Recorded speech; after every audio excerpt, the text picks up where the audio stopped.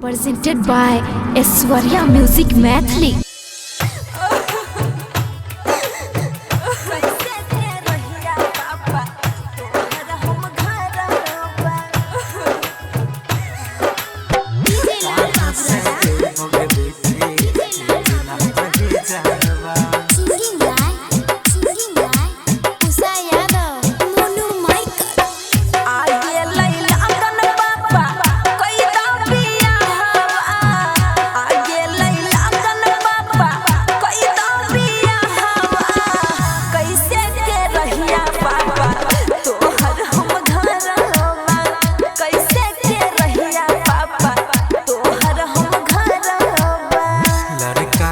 पापा मांगो 5 लाख तिलकवा।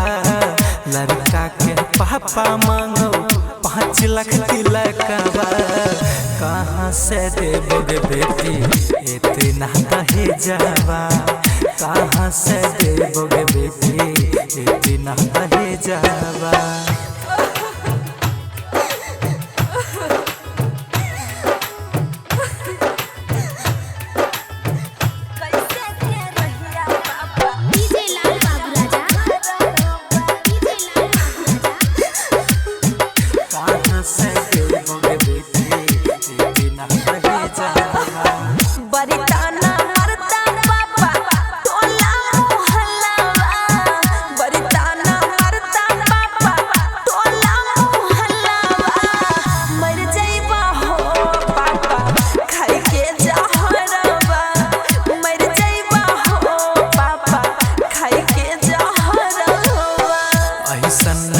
है गे बेटी खई है नहीं जहरिया।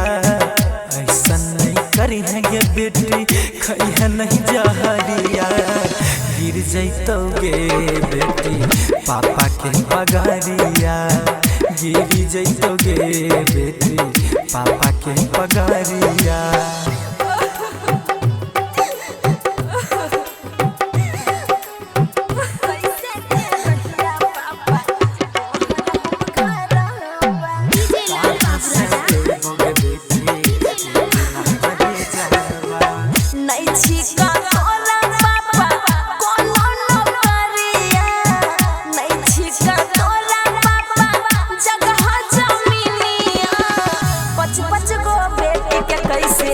करबो तू सदिया 5 गो बेटी के कैसे करबो तू सदिया।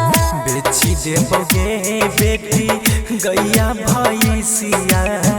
बेची देबोगे बेटी गैया भैंसिया।